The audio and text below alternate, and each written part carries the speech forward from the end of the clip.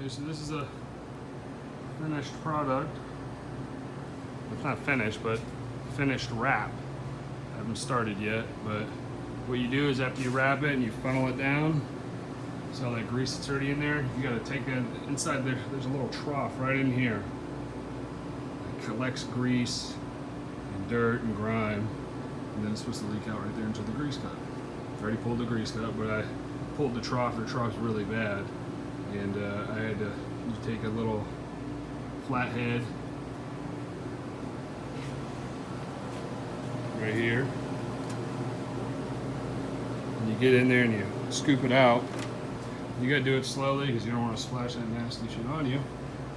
But yeah, so now I gotta deal with a restaurant being lazy and cheap. Moe's, of course, being said at that. Most restaurants are lazy and cheap when it comes to their kitchens, which you would think they would spend the most money because that's where the food's coming at. However, of course, this is somewhat a fast food joint, so it's disgusting, and the people are cheap. It's just a money grab.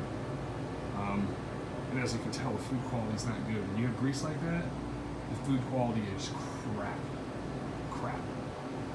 So I gotta fix this real quick. I'm ready to start spraying. I'm gonna have to go up top, and I'll show you guys a video when I get up to the fan.